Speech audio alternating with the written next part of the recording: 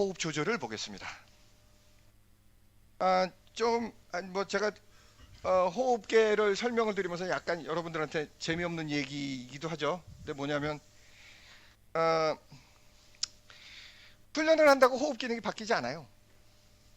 사람들은 혹시라도 운동을 하게 되면 굉장히 우리 신체 기능이 여러 가지가 많이 바뀐다고 기대하거나 희망하죠.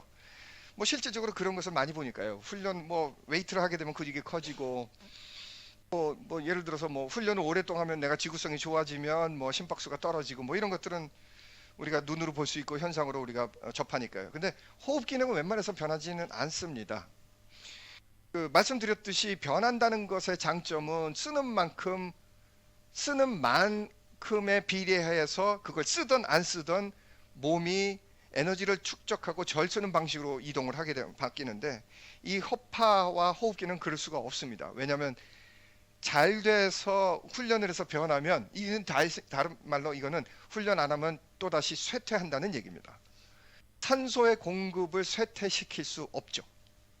그래서 이미 우리 몸은 충분한 양의 산소를 받아들이고 산소를 가지고 있고 산소를 운반할 수 있는 능력을 이미 필요 이상 많이 가지고 있기 때문에 어떤 특정한 훈련에 의해서 이것을 변화시킬 수 있다는 것이 불가능합니다. 왜냐하면 보셨겠지만 호흡 기능에 굉장히 중요한 가스 익스체인지, 기체의 교환은 생리적인 작용이 아니고 물리적인 작용입니다. 자연의 현상을 이용한 거죠.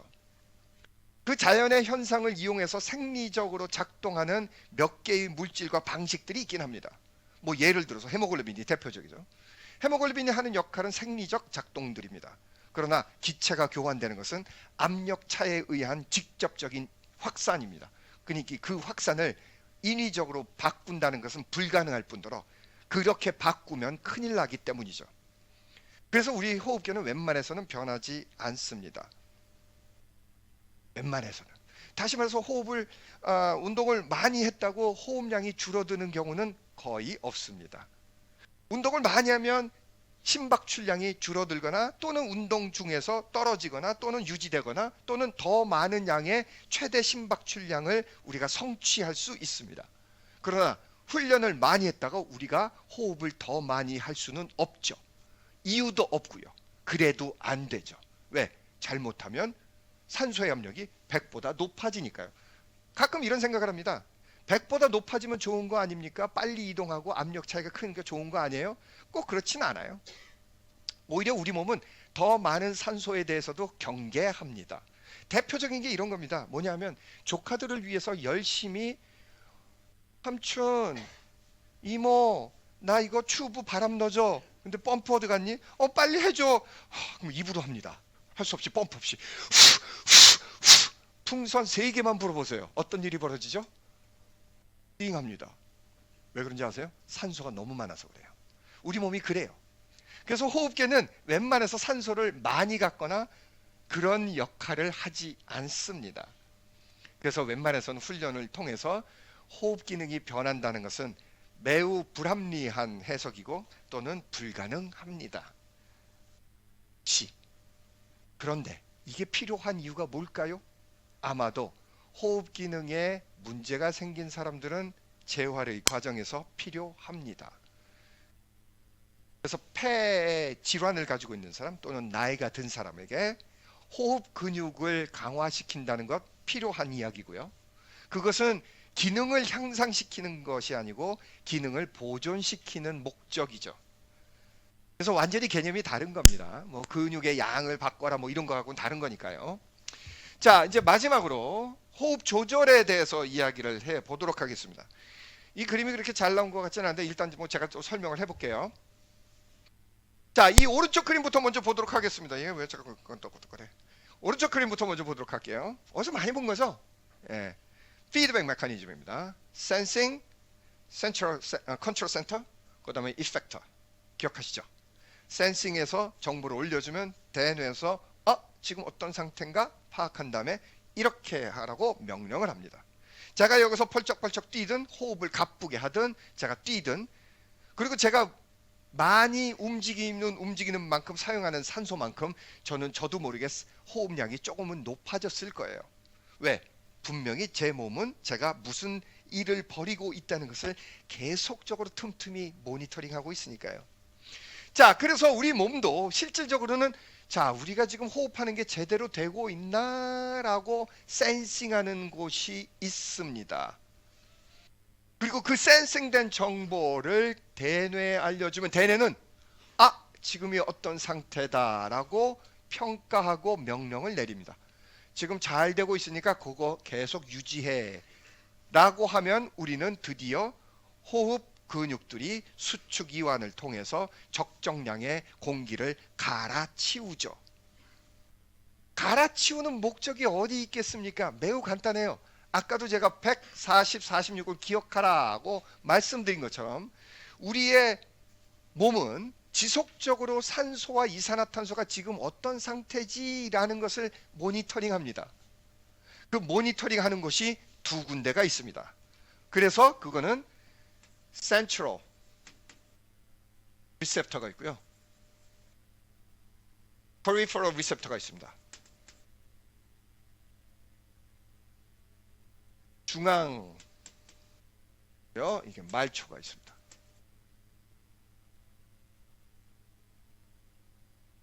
그리고 이 모든 리셉터들은 키모 리셉터입니다. 화학 수용체예요. 화학적 상태를 파악합니다. 어떤 화학적 상태? 세 가지가 있는데요. 산소 압력, 이산화탄소 압력, 그리고 수소 이온의 양. PO2 압력입니다. pressure 오xygen입니다. pressure CO2 그리고 H+. 이 세 개를 모니터링합니다. 센트럴 리셉터를 먼저 한번 보도록 할게요. 이거 지우고 갈게요. 제가 지우고 가겠습니다. 먼저 제가 대뇌를 그릴게요. 대뇌입니다. cerebrum 대뇌입니다. 대뇌. cerebrum. 요 뒤에 소뇌가 있습니다. 소뇌. cerebellum이죠. cerebellum. 자, 요 안쪽에 들어가 있어서 제가 이제 여기 좀 점선으로 그릴게요.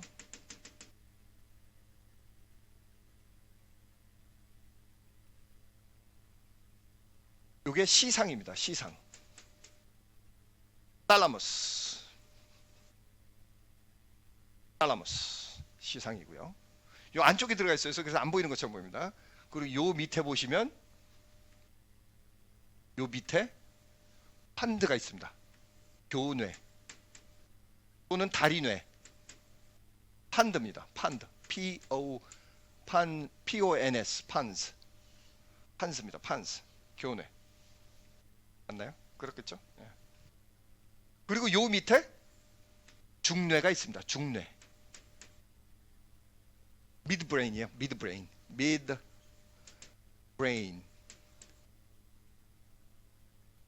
그리고 요 밑에 왜 이렇게 많아? 밑에 연수가 있습니다. 숨뇌. 네. 메돌라입니다. 메돌라. 그리고 요 밑에 드디어 척수가 이렇게 내려갑니다. 이게 대뇌, 그러니까 중추신경계 해부예요. 대뇌 있고요. 그 뒤쪽에 소뇌 있고요. 그리고 대뇌 밑으로 이렇게 들어가면 탈라머스가 있고요. 탈라머스 바로 밑에 교뇌가 있습니다. 교뇌, 판스, 교뇌, 다리뇌죠. 그 밑에 중뇌가 있어요. 중뇌 밑에 메돌라가 있습니다. 그리고 척수로 빠져서 척추로 내려갑니다. 이게 구조예요. 자, 그런데 요 판드 그리고 midbrain 그리고 연수 요 숨뇌 요거를 우리는 뇌줄기라고 하죠. 뇌줄기. brainstem이라고 합니다. brainstem. 뇌줄기라고 해요. brainstem. 요 세 부분을 요거 지금 실선으로 그리는 요 세 부분을 통으로 우리는 brainstem이라고 합니다. 뇌줄기라고 하죠. 그 위쪽에 이제 탈라머스 있고요. 요 뇌줄기 요 세 부분이 소위 말하는 호흡 중추입니다. 호흡 중추. 뇌줄기, 브레인스템이 호흡 중추입니다. 다시 말해서 여기서 센싱이에요. 뇌 중추는 두 가지 방식으로 센싱을 하는데요. 사실 아니요, 죄송합니다. 센싱은 한 가지 방법으로 하는데요. 뇌 중추는 센싱도 하는 동시에 명령을 만들어서 내리기도 합니다. 즉 다시 말해서 중추, 센트럴 컨트롤러가 여기라고 보시면 되죠. 보세요. 그래서 여기다 써놨죠. pons, medulla. 그리고 other parts of brain. 자, 제가 지난번에도 여기 보시면 respiratory muscle. 자, 호흡 근육이 어느 게 있어요? 라고 할 때 지정하기가 좀 애매하다고 제가 얘기를 했을 겁니다. 왜냐면 우리 대흉근도 쓰고 여기 승모근도 쓰고 다 쓰거든요. 이러면 이게 되는 거거든요. 이게 호흡이 되는 거거든요. 왜냐면 이게 확장되니까. 실질적으로 근데 늑간근뿐만이 아니죠. 복근뿐만 아니에요. 굉장히 많은 근육들이 흉곽의 용적을 바꿀 수 있기 때문에 우리는 호흡 근육을 지정해서 이건 호흡근, 이건 호흡근 아니야. 이르기가 매우 힘들어요. 그냥 상체에 있으면 거의 다 호흡근이라고 얘기할 수 있을 정도입니다. 뭐 심지어는 고개를 뒤로 제끼기만 해도 네, 가슴은 늘어나니까요. 그러니까 목 근육도 사실은 호흡에 도움 주는 근육에 포함될 수가 있는 거죠. 자, 여기도 그렇게 써놨습니다. Other parts of brain. 이게 무슨 뜻일까요? 사실은 그 호흡의 중추는 브레인스템인데 다른 데도 조금씩 작동하는 것 같기도 하고 이 뜻이에요. 그리고 대표적인 게 뭐냐면 바로 대뇌 피질이죠. 코르텍스. 그래서 사실은 여러분들이 앉아서 지금 현재 안정스러운 호흡을 할 때는 이 메둘라, 특히 메둘라에서 여기서 명령을 내려서 여러분들이 자동적으로 호흡을 합니다. 근데 방금 제가 아까도 했듯이 제가 제 허파의 산소의 압력을 느리거나 줄이는 방식으로 호흡을 빨리 하거나 호흡을 참고 하는 그런 명령은 이 코르텍스가 관여하는 것 같습니다. 그래서 out of part of brain 이렇게 쓰는 거죠. 어쨌든 제일 중요한 건 뭐냐면 호흡 중추가 어디예요? 그러면 그냥 뇌줄기, 브레인스템 이러시면 됩니다. 조금 더 구체적으로 들어가면 pons 그리고 midbrain 그리고 특히나 메둘라. 그러니까 판수와 메둘라가 직접적으로 굉장히 많이 관여를 합니다. 그래서 명령을 다 받죠. 이따가도 제가 얘기하겠지만 말초에서 올라오는 정보를 얘네들이 받고 명령을 내립니다. 그런데 재미있는 것은 얘네들이 직접적으로 센싱하기도 합니다. 어떻게 센싱을 하냐면 사실은 얘네들도 혈액을 공급받아야 되잖아요. 그래서 혈액을 공급받아요. 그러면 요 뒤쪽으로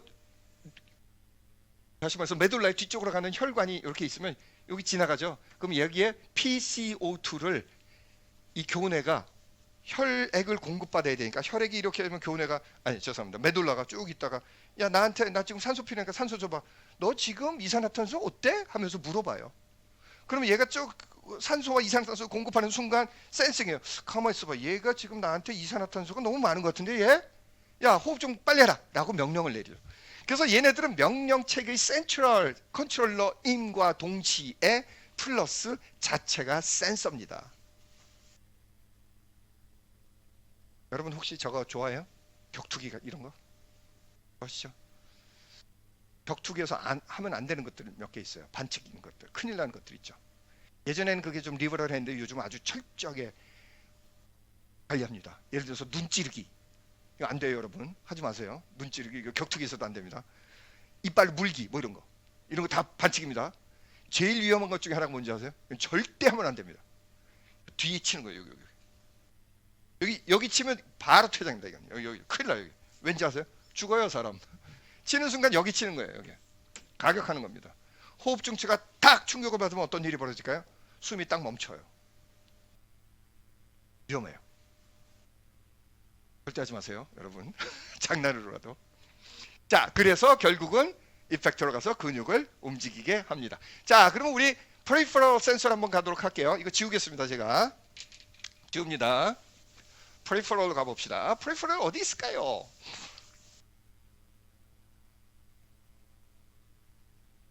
우리의 호흡은 너무 중요해서 어디에 센서들이 모두 다 있는지 사실은 몰라요. 다는. 그런데 매우 중요한 두 곳이 굉장히 민감하게 반응한다는 것을 압니다. 그 대표적인 첫 번째가 바로 심장의 저 뒤쪽에 있으니까 제가 여기 또 점선으로 하겠습니다. 좌심실에서 품 하고 펌핑을 하게 되면 위쪽으로 혈관이 이렇게 대동맥이 돌아 나오죠. 그리고 요 위쪽으로 있습니다. 이런 식으로. 목으로 바로 이렇게 올립니다. 여기 보시면 요 이렇게 아치로 되어 있는 요 이렇게 동그랗게 되어 있는 여기가 여기를 명칭이 뭐라고 그러냐면 aortic arc라고 해요. aortic arch. 요게 대동맥 붕입니다. 근데 요 대동맥궁에 요 꼬부라지는 여기에 리셉터들이 있어요. 어떤 리셉터? 키모 리셉터입니다. 그래서 얘네들이 센싱하는 건 뭐냐면 PO2, PCO2, H+를 모두 감지합니다. 탄수의 함량이 지금 높아나죠. 이산화탄소 함량이 높아나죠. H+는 어때? 이 상태를 감지하죠. 참고로 아까도 여기 메둘라에서 감지를 한다고 그랬는데 대뇌는 센싱하는 정보는 PCO2 하나밖에 없습니다. PO2에 반응을 안 해요. PCO2에만 반응을 합니다. 그러나 대동맥궁 그리고 여기에 있는 센서들을 aortic body라고 합니다. aortic body, aortic arc라고 하는데 aortic body에서 센서들이 요 세 가지를 센싱합니다. 그래서 센싱된 정보를 대뇌에 알려주죠. 어디에? 브레인스템에. 그럼 브레인스템은 결정을 해서 명령을 내립니다. 거기에 적절하게 근육이 동원되죠. 여기뿐만 아니라 또 한 군데가 있습니다. 어디냐면 경동맥이죠. 경동맥.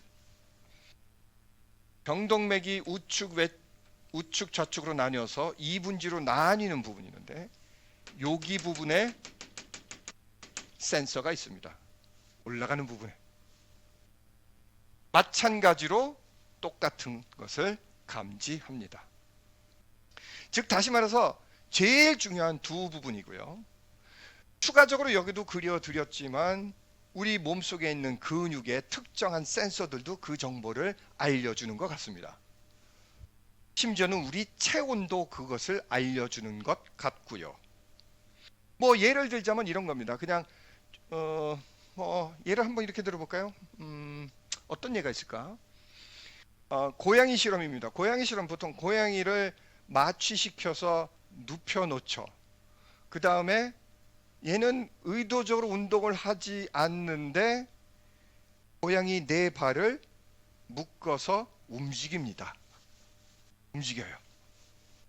그러면 얘는 아무것도 아니고 그냥 이것만 움직이는데 호흡이 증가합니다. 다시 말해서 분명히 어딘가 의 근육의 센서들이 그것을 조금 미케노 리셉터겠죠. 알려주고 있는 것 같습니다. 체온도 그런 것 같고요. 재미있게도 호흡 반응이 몇 가지가 있어요. 뭐 예를 들어서 뭐가 있을까? 찬물 샤워를 한번 해볼까요? 네. 찬물에 갑자기 들어가거나 아니면 찬물 샤워를 딱 할 때 여러분들 찬물이 샥 나옵니다. 찬물로 들어갈 때 여러분 어떻게 하는지 아세요? 그럴 때 이렇게 해요. 들어갈 때 이렇게 해요. 일단 몸을 움츠리죠. 추우니까. 그 다음에 호흡을 들킵니다. 혹시 여러분들 찬물 들어갈 때 후 하는 사람이 있나? 있을까? 모르겠네. 예. 그래서 다시 말해서 온도만 센싱을 하더라도 우리는 호흡에 특정한 반응을 유도합니다. 그런 것들이에요. 그래서 굉장히 많은 곳에서 우리의 호흡계를 관장하고 센싱하는 것 같지만 사실은 뭐 중요한 거는 결국 제가 아까 말씀드렸지만 대동맥궁, 에오릭 아크하고 코라릭 바레, 경동맥 동이라고 합니다. 경동맥 동이라고 해요. 경동맥 동. 두 군데서 센싱합니다. 무엇을요? PO2, PCO2 그리고 H+를 센싱한다. 이렇게 이해하시면 될 것 같습니다. 아까도 제가 잠깐 말씀드렸지만 뭐 그렇게 좋은 그림 같지는 않아요. 좀 헷갈리게 그러는데 제가 이미 다 설명을 드렸으니까 이해하시면 될 것 같습니다. 그리고 여기 보시면 키모 리셉터라고 얘기했고요.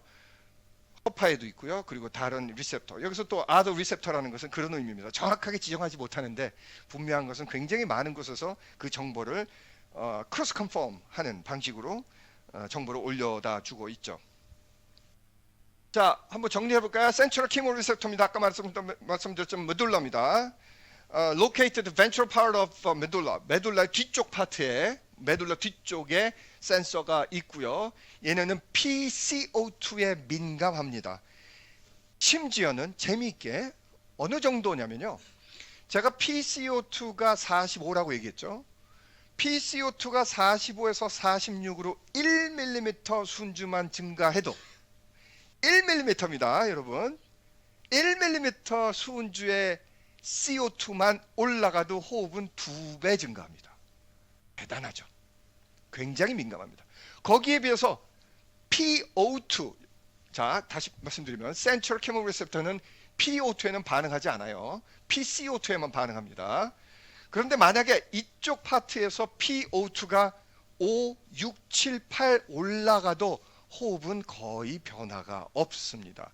그러니까 다시 말해서 우리 몸은 PCO2에 굉장히 민감해요. 즉 다시 말해서 산소의 공급은 확보되어 있는데 대신 PCO2, 다시 말해서 CO2가 조금이라도 변하는 것은 우리 몸이 견디질 못합니다. 실제적으로 여러분들이 숨을 멈춰서 답답함을 느끼는 것은 산소가 모자라서가 아니고 이산화탄소가 많아지기 때문입니다. 즉 산소를 여러분들이 변화시켜도 여러분들은 호흡을 웬만해서 증가시키지 않죠. 그래서 이 비율로 보면 PCO2의 변화에 대한 PO2의 변화 두 개의 비율로 따지면 한 1대 7, 1대 8, 1대 10 정도까지 됩니다. 그러니까 1mm 변하는 것과 10mm 수은주 변하는 것과 거의 맞먹을 정도로 그 차이가 있죠. 그러니까 결국은 우리 호흡의 주도는 PCO2가 주도합니다. 어디에 반응하는지요? 그러면 결국은 메둘라를 둘러싸고 있는 혈액이 가지고 있는 PCO2, 그런데 이 CO2가 그 혈액에 녹아 있으면서 또는 메둘라 주위에 액체들, extracellular fluid입니다. ECF는 extracellular fluid고요. 그리고 CSF는 cerebrospinal fluid입니다. 뇌척수액이에요. 뇌척수액. 다시 말해서 뇌를 둘러싸고 있는 액체들의 특정하게 pH가 다시 말해서 H+가 증가하게 되면 우리는 호흡에 대한 변화를 유도하게 되죠. 즉 다시 말해서 CO2가 빠져나와서 혈액 내에서 pH를 변화시키면, 다시 말해서 산성화시키면 우리의 호흡은 가빠집니다. 자, peripheral chemoreceptor 한번 봅시다. 말초 화학 수용체죠. 어디 있나요? carotid 경동맥. carotid bodies 아니면 aortic bodies. carotid bodies에 있습니다. 어디에 반응하냐고요? 예, PO2에도 반응하고 PCO2에도 반응하고 H+에도 반응합니다. 그리고 굉장히 반응이 빨라요. 사실은 뇌보다도 더 빠르죠. 왜냐하면 뇌까지 공급되려면 시간이 걸리는데 사실은 대동맥에서 센싱한다는 의미가 뭘까요? 네, 좌심실에서 나오는 첫 번째 피를 맛보는 겁니다. 우리 몸이 지금 제대로 산소와 이산화탄소가 공급되는지를. 굉장히 중요한 위치죠. 그리고 두 번째 중요한 위치가 경동맥입니다. 어디로 가요? 대뇌로 가요. 다시 말해서 첫 번째 문 앞에서 체크하고 제일 중요한 뇌로 올라가는데 위치에 있습니다. 그래서 이 두 군데가 그렇게 중요한 위치이죠. 항상 제가 구조와 기능을 얘기하는데 그런 거죠. 왜 저기 있을까요? 왜? 답은 뻔해요. 어차피 온몸으로 공급되는 혈액의 첫 문 앞에서 체크하는 거죠. 그리고 제일 중요한 대뇌로 가는 것을 체크하죠. 나머지는 신경 안 써요. 신경 안 씁니다. 두 군데만 체크하면 나머지는 거의 다 알 수 있으니까요. 왜? 어차피 대동맥에서 빠져나서 저 모세혈관까지 140은 그대로 유지돼서 가기 때문이죠. 자, 이번에는 카본 다이옥사이드에서 어떻게 호흡 반응이 일어나는지를 한번 보도록 하겠습니다. 보통의 경우에는 동맥혈액의 PCO2가 가장 중요하고, 그리고 이것은 매우 신중하고 그리고 타이트하게 아주 밀접하게 아주 세게 관리되고 있습니다. 대부분의 경우에는 Central Chemoreceptor에서 관장하고요. 그러나 Peripheral Chemoreceptor에서도 또한 감지하게 되어 있습니다. 두 개 다 말씀드렸죠. 아까도 저기 말씀드린 것처럼요. 그런데 재미있게도 이런 거죠. 사실은 이런 겁니다. PO2는 증가하고 PCO2는 감소하는 게 보통의 같이 가요. 이렇게 갑니다. PO2하고 PCO2는 이렇게 가요. 그런 거죠. 산소가 많으면 이산화탄소가 줄어들고요. 이산화탄소가 많아지면 그만큼 산소를 썼으니까 줄어든다는 얘기거든요. 이렇게 갑니다. 보통의 경우. 근데 만약에 둘 중에 하나만 변한다? 어디에 민감하다고요? PCO2에 민감하죠. 그래서 실제적으로 여기서 세 번째 단어가 문장에 얘기하는 것은 뭐냐면 산소가 그러니까 PCO2에 우리 몸은 굉장히 민감한데 여기에 추가로 PO2도 정보를 똑같이 주면 그만큼 강하게 우리 몸을 컨트롤할 수 있다라는 말이죠. 그럼에도 불구하고 이 호흡 반응은 나이가 들거나 또는 잠을 잘 때는 줄어듭니다. 나이가 들수록 호흡 반응은 느려지죠. 물론 그게 뭐 결정적으로 호흡을 못해서 산소를 공급하지 못한다 뭐 이런 것들은 아니니까요. 이거는 아까 교재에서 나온 그림들이고요. 제가 아까 말씀드린 내용들 여기다 집어넣어 놨습니다. 여기서 혹시 교수님 설명 안 하셨는데 하는데 신경 쓰지 마세요. 제가 아까 설명드린 것만 아시면 됩니다.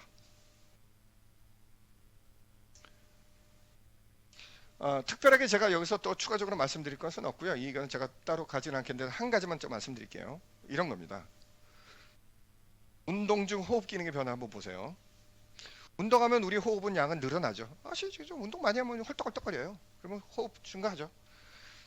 운동하면 환기량 어떻게 돼요? 증가합니다. 당연히 증가하죠. 갈아치워야 되니까 공기를.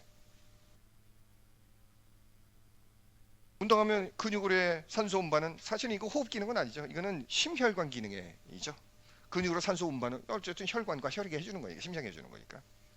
산소 추출은 누가 할까요? 예. 이것도 생리적인 작용이긴 하지만 이것도 어차피 기압 차이입니다. 압력의 차이에 의해서 이동할 수밖에 없는 거죠. 산소 추출 당연히 증가하고요. 근육으로 산소 운반 당연히 증가하고요. 호흡량 증가합니다. 근데 보세요.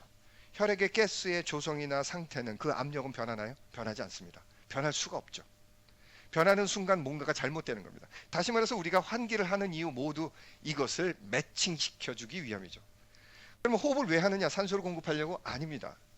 호흡이라는 것은 기본적으로 말씀드렸지만 허파가 100과 40을 유지하는 상태를 만들어주는 게 호흡의 목표입니다. 그래야만 결국은 대동맥궁에서 모니터링하는 산소의 압력이 100과 40이니까요. 100과 40을 매칭시키기 위해서 우리는 호흡을 증가하는 겁니다. 그러니 100과 40만 매칭시켜주면 이 호흡은 자기의 임무는 끝. 허파의 기능이 뭐라고 그랬죠? 네, 허파는 미팅 장소만 마련해주면 되고요. 그런 겁니다. 그래서 아까도 말씀드렸지만 이것이 변할 수는 없죠. 왜? 이거는 물리적 자연의 법칙을 도용해서 우리 몸속으로 집어넣은 거니까요. 그래서 저건 손을 못 대는 겁니다.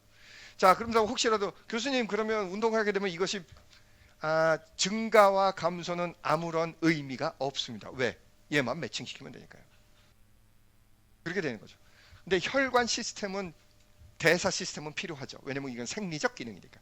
그래서 운동을 하게 되면 생리적 기능은 변할 수 있죠.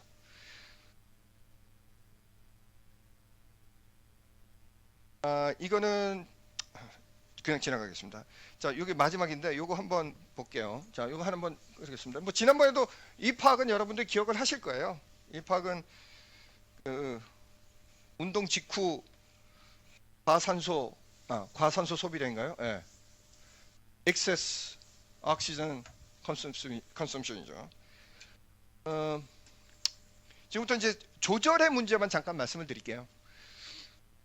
자, 평소의 환기량입니다. 운동을 시작합니다. 환기량은 쭉 올라서 일정 수준 쫙 유지됩니다. 운동이 끝났습니다. 그러면 호흡도 가라앉습니다.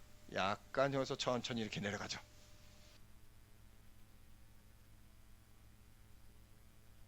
자, 그렇게 되면 여러분들은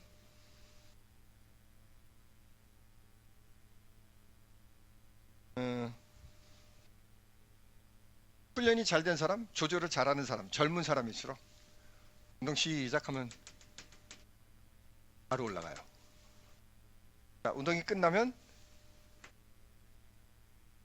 바로 내려갑니다. 다시 말해서 이 실선은 이대택이고요. 이건 여러분입니다. 학생들. 골프죠. 예. 나이 들면 끝이야. 젊었을 때 놀아. 젊었을 때 최고야. 젊었을 때 놀라니까. 나이 들면 이렇게 된다니까 나처럼. 조절도 못해 이젠. 그럼 저도 이제 갈 테니까. 네. 그 얘기만 좀 드리면 될 것 같고요. 예. 나머지는 굳이 따로 보실 필요는 없을 겁니다. 이 조절 능력이 변한다 정도만 알아두시면 될 것 같습니다.